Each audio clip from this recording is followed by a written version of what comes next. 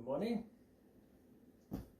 This video is 26 out of a planned series of 40. From today, especially today, we will have quite a lot of exercises. Starting with a new one, which is Salampa Shirsasana, which is the headstand.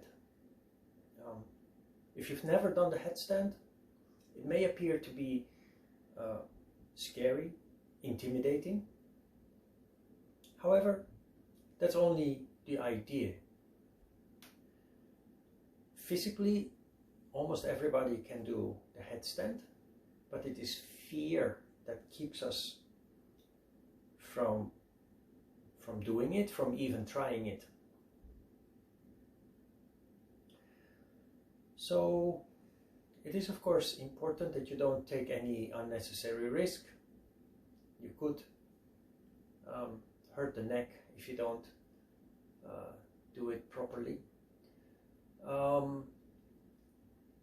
Let's just have a look at it, and if you find it practicing on your own, doing headstand for the very first time, if you find that too scary, too risky, then simply skip the exercise. On the other hand, if you're a little bit adventurous, you might just want to try. I remember when I started practicing yoga, the first day I tried the headstand. Already at the first day I practiced yoga, I tried the headstand. It was the last exercise of the routine that I was learning at that time. It really wasn't that hard, actually. I remember playing a little bit, toying around a little bit with the pose, and of course it wasn't perfect. And I may have actually tumbled over like a rollover. But the second day it was fine. Second day, after having tried it out the first day, become familiar with the technique, the details, the step-by-step things that you need to do to get there. Second day it really wasn't difficult at all, but I do understand it's scary, intimidating if it's the very first time. Take it easy. You don't have to do it. Keep that in mind, and when you're ready, you will automatically feel a developing interest, and you can try it at a later stage. The headstand, many teachers teach their students to do it against the wall. This is not correct, especially under guidance of a teacher. In my years of teaching yoga, I've noticed that people who learn to do headstand against the wall, after 2 years practicing headstand against the wall, they still cannot do it standing in the middle of the room. 2 years. I've also noticed with my students, because I don't allow them to start at the wall unless there are very special circumstances. I noticed with my own students that even those who are very scared, within 2-3 weeks, as opposed to 2 years or more, they're able to do it on their own in the middle of a room without support of a wall. The wall simply gives false security. We depend on the wall, and we become addicted to the wall. Still not eliminating that fear that keeps us from doing it on our own. So I understand if you have no guidance of a teacher, you're doing it with this video on your own, that you do want to use a wall. But if you do, the moment that you are standing up, leaning against the wall, you must start working to get off the wall. Even though you're very close to the wall, but get off the wall. so that you're standing without support. Otherwise, you'll never get there. Okay? So that will be the main focus. And then we have quite some exercises coming along. Let's close our eyes for a moment. Just for a minute, we clear our head.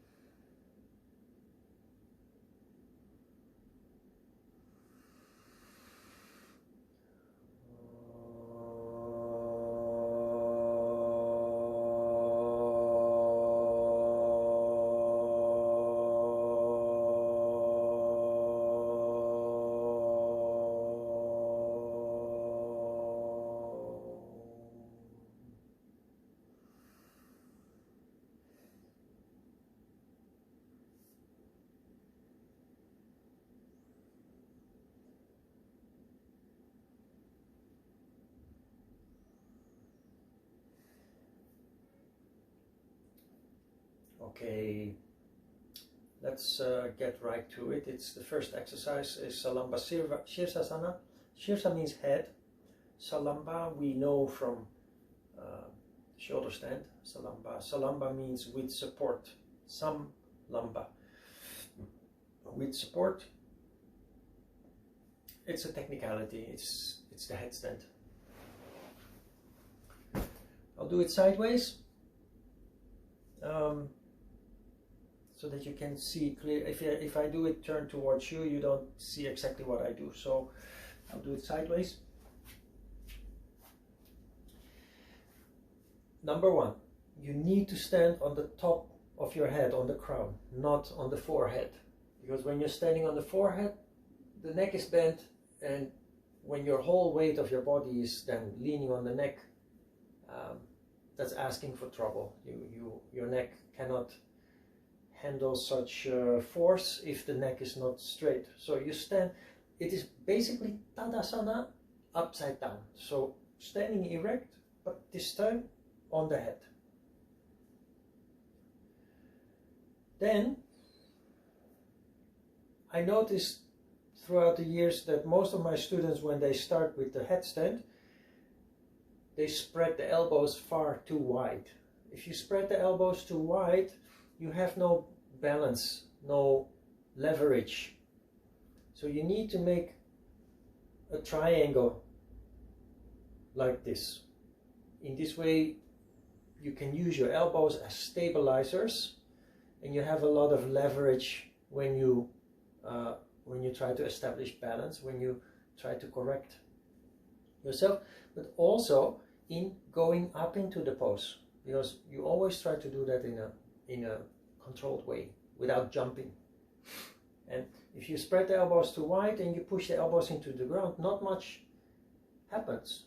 You have no leverage, no pushing power. If you close the elbows, however, you have a lot of pushing power that helps you to go up in the pose in a controlled way. So let's get to it. So the hands open, because you're going to put the back of your head there. Don't spread the elbows. Okay, there we go. First I'll show you how to do it, how it eventually has to be done. That means without bending the legs, without jumping, and in a slow and controlled fashion. So we put the crown on the floor, we tiptoe forward as far as possible, and then because you move your center of gravity, you almost naturally come to a balance. See, at this point that my feet become light, I start pushing with my elbows and I raise my legs. Okay? Now I must actively push the head into the ground so that my neck does not get too much pressure. I'm going to come back slowly and controlled the same way we started.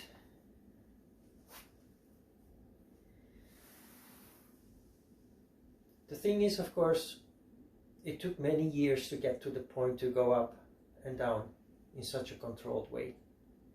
So to expect to be able to do that the first time you do the headstand, that's not realistic. It's not fair to yourself to expect something like that. So there are other ways to get in the headstand, but remember, always, if possible, try to avoid jumping, because if you jump, the chance that you roll over is very big.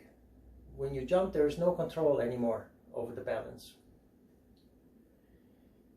If it is totally impossible to do it without jumping, you might do it against the wall. But when you do it against the wall, remember, you have to come off the wall as soon as possible to stand on your own. Okay, let's do it a little more step by step in a way that is not so perfect, so to speak. Start is the same. You tiptoe forward. Then you start with one foot. And you start pushing with the elbows. Then the other foot. Then you straighten the back. And you try to bring the feet up in a straight line toward the ceiling, vertical. The mistake that I see people make often in the beginning is that once a foot is up and the other comes to join that foot, they bring their foot up this way, their feet, instead of straight up, and that makes it very difficult, especially the first time, to find balance. So the back is bent now. So first straighten the back, tilt the pelvis back, and then in a straight line you go up. Now when you're done, of course it seems obvious that you come back in the same way, bending the legs, but don't do that. To build strength, so that eventually you'll be able to do it in a controlled way, try to lower the legs without bending them as long as you can. In this way you really have to work. You build strength. See? And when you do this often enough, eventually you will have developed enough strength to reverse that, to get up in a controlled way. Remember, it's a process that takes time and regular practice. Until then, you can just, any which way you can, you go up. Always pursuing to do it as controlled as possible. Okay, that is Salamba Shirsasana. Salamba Shirsasana, like the shoulder stand, Salamba Sarvangasana, has many variations, but more than Salamba Sarvangasana. It is important that you are able to do the basic headstand first, properly, solidly, because the variations, bringing one foot down forward, bringing one foot down to the side, twisting while standing in the headstand, all those variations bring you out of balance and require a lot of strength and technique to be able to maintain balance while doing that. So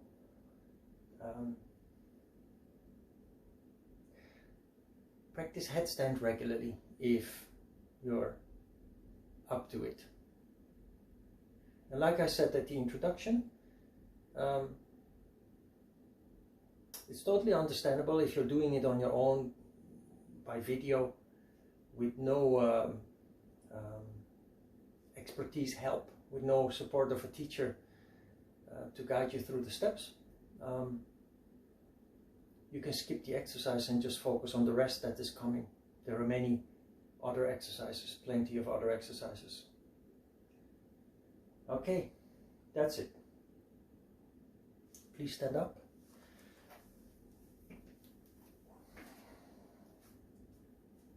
Start from Tadasana, and the exercises that come next are already familiar. Stand erect. Then we have Utthita Parsvakonasana, extended flank pose, or the white triangle pose with a spinal twist.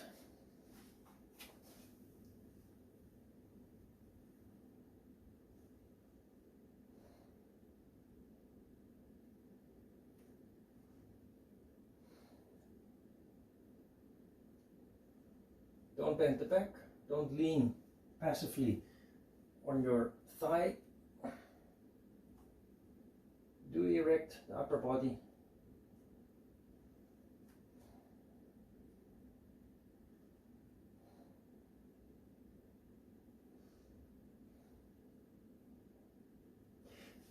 Slowly come back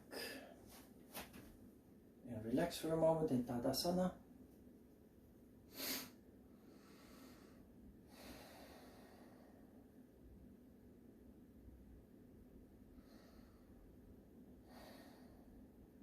Then we switch.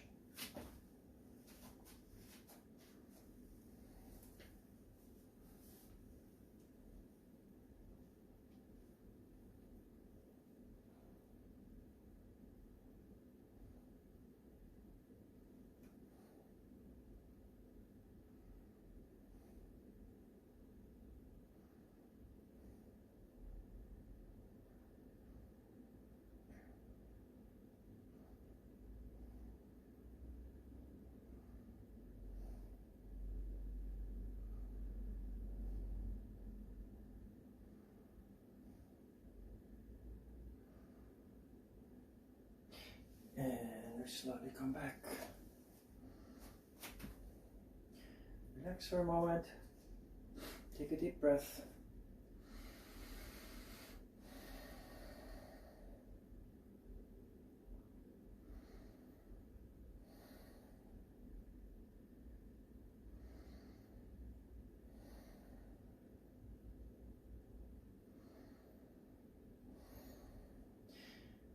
Virabhadra 3, the third warrior pose.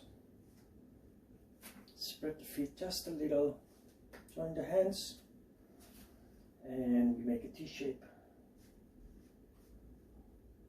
Establish balance, raise the leg, and then stretch out and raise the arms as well, leading to a slightly hollow back.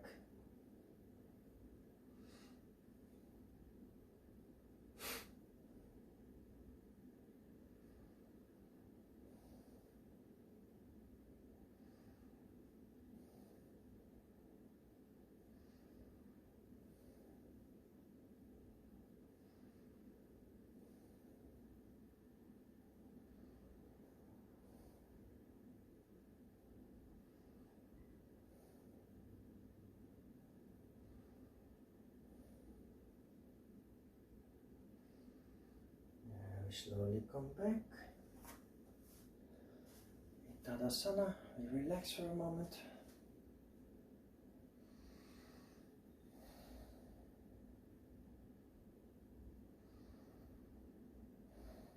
We switch.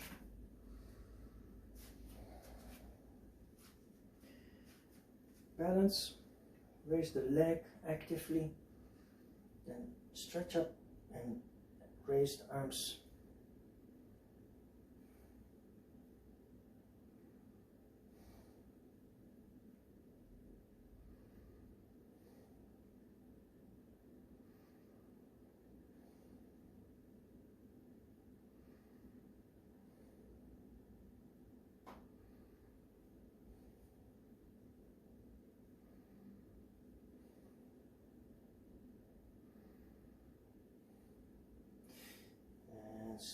come back. Relax for a moment, take a deep breath.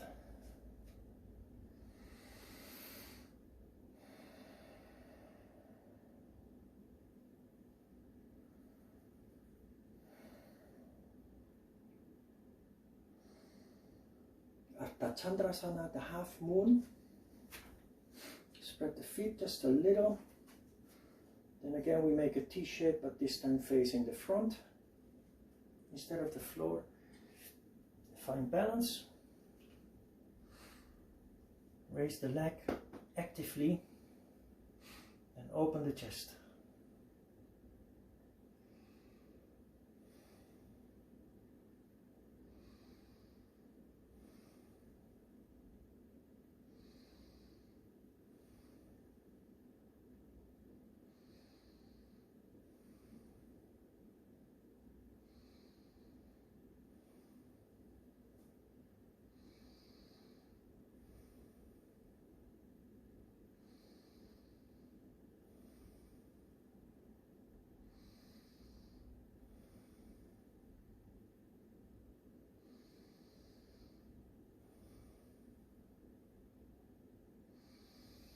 Slowly come back, slowly and controlled, like we start.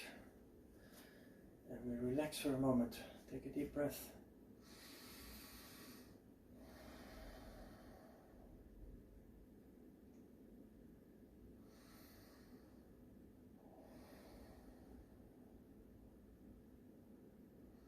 Then we switch.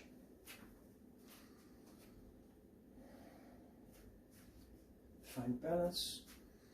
Raise the leg actively. Open the chest.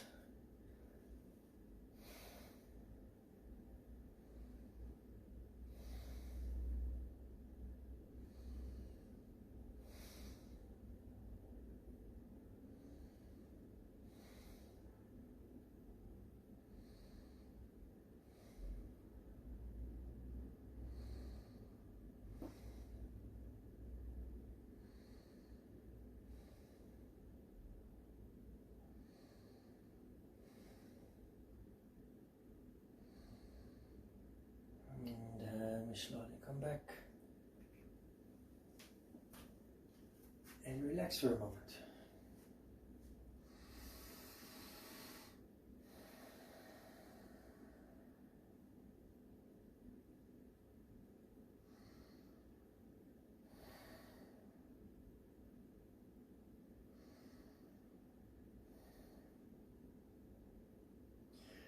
Then we have Prasarita Padottanasana, the forward bend with the feet spread.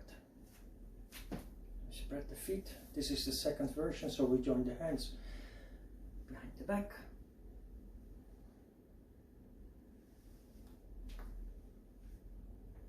Inhale deep. Exhale, maintaining a hollow back.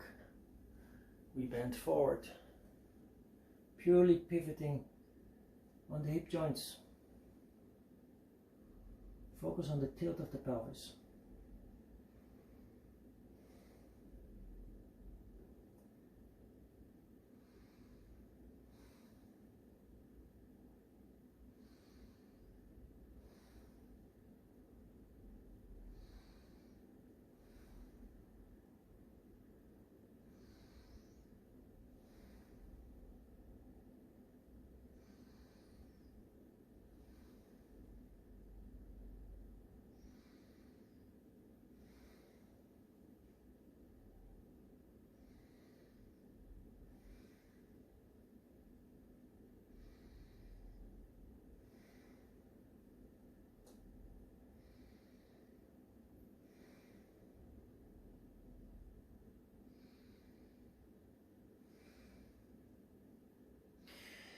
And slowly come back.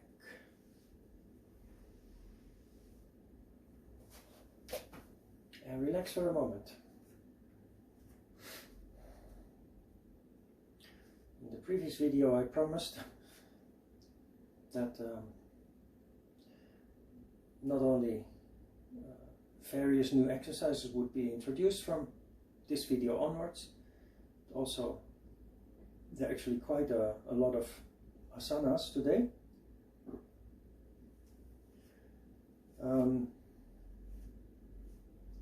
We have Padangusta, Padahasta, and Uttam coming all together this time. So we start from Tadasana and we go through the 3 exercises, which are variations of each other, increasing in intensity considerably with each next exercise. We start with Padangusta, the big toe pose. Inhale deep, exhale, bend forward with a hollow back, grab the big toes.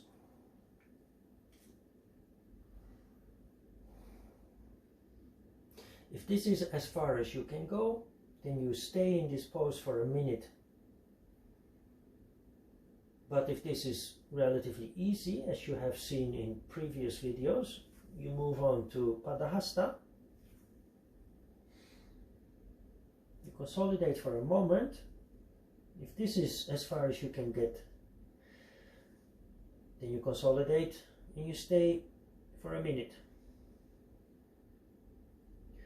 If you feel you can go on, go deeper, you then switch to Uttanasana. And you reach your hands as far back as possible, completely bending forward.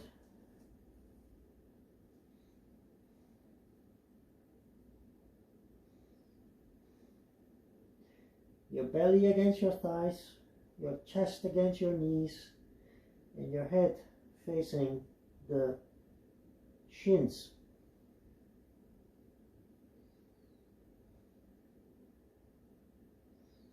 And you consolidate.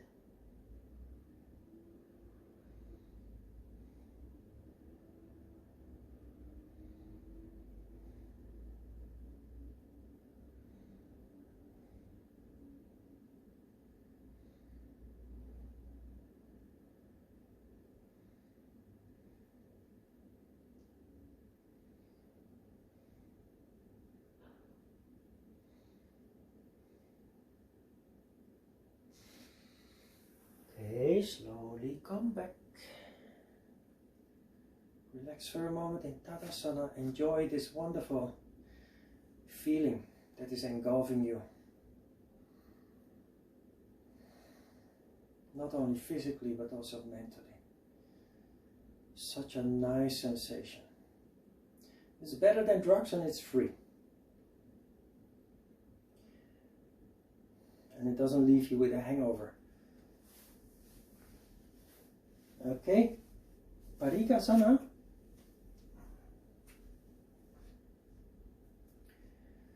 The crossbar, standing on one knee, the thigh vertical, perpendicular, do not overstretch. Okay, palms of the hands facing the ceiling, inhale deep, exhale, maximum tilt to the side.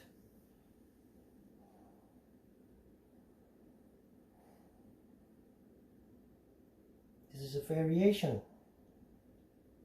a more advanced variation of the triangle pose, but compared to the triangle pose, much deeper and much more intense.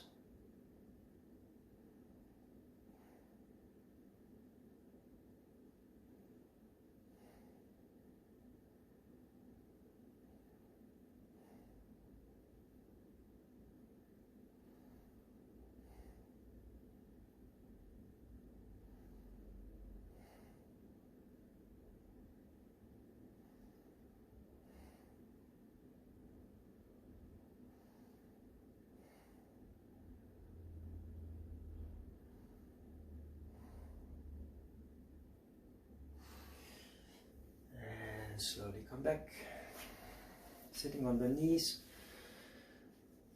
take a deep breath, rest a little bit.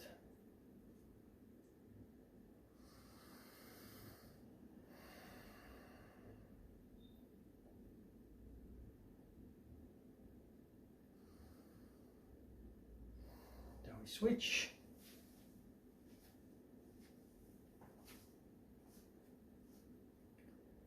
remember the thigh vertical. Do not overstretch. Inhale deep. Exhale and tilt to the side. As deep as you reasonably can without overstretching. Overstretching leads to torn muscles. Torn muscles takes months to heal, so be careful. Don't push too hard.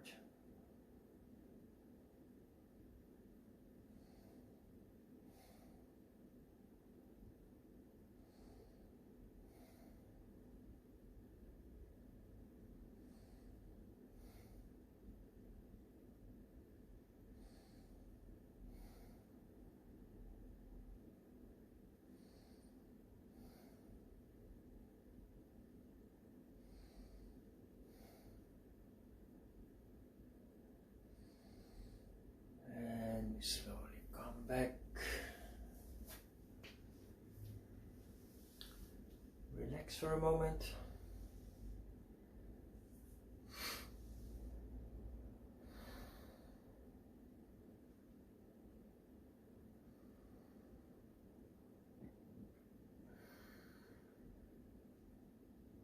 Then the last asana is a new one.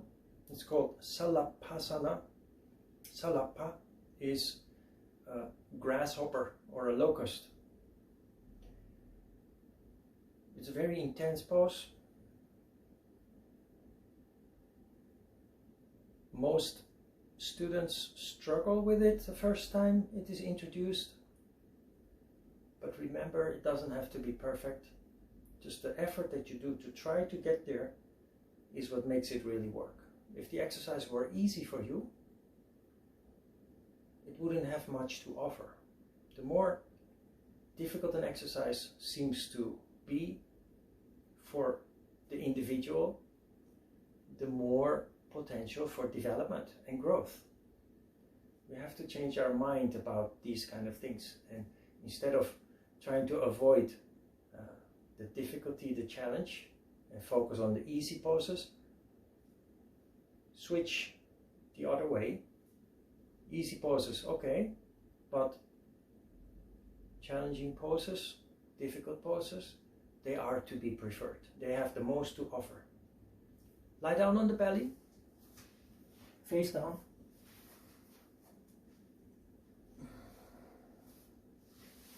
You move your arms alongside, but look, to have leverage, I move my shoulders up. See? If the shoulders are down, you have no pushing power. What you're going to do is push with the arms, the hands. Notice that the palms of the hands face up, not down. I move my shoulders up.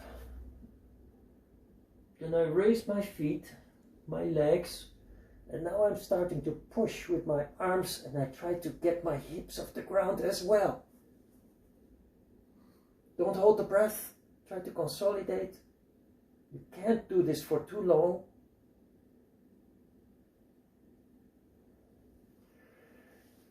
And relax.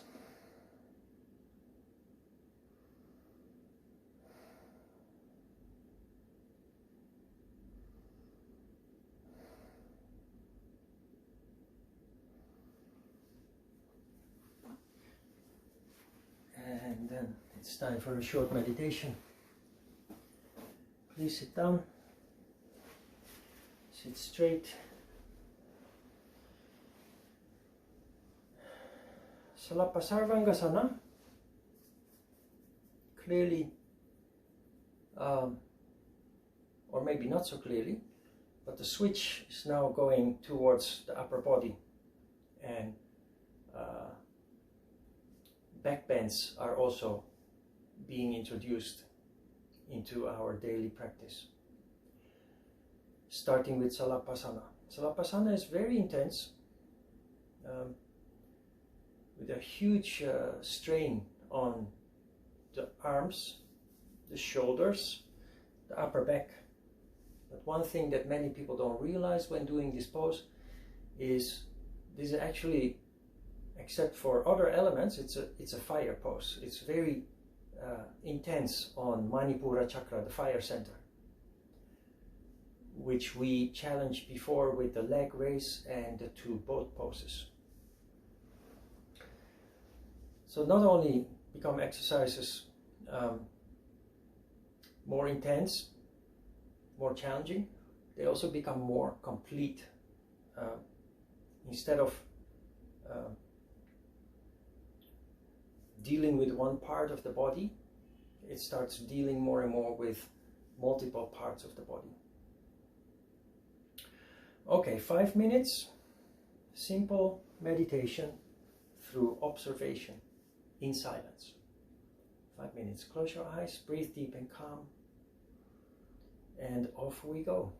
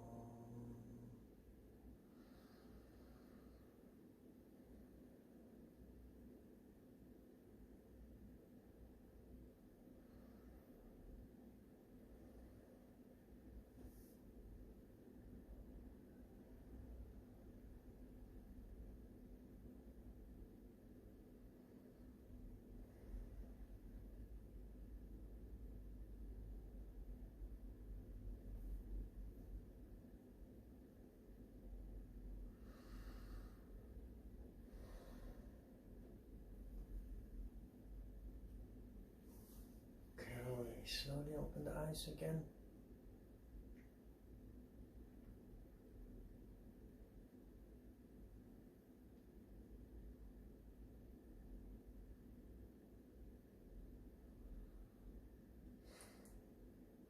How's that? There were quite some exercises in this video, video 26. Video 28, we repeat what we did today except for the third warrior pose and the half moon pose. They have been repeated 7 times, they drop out. So video 28, same exercises except those 2, so a little bit less exercises. It was quite enough for today, I think. If you have any questions, please leave them behind, either under the video or under the Facebook post. Thank you for joining us today again. Have a wonderful day, and looking forward to seeing you in the next video. Thank you.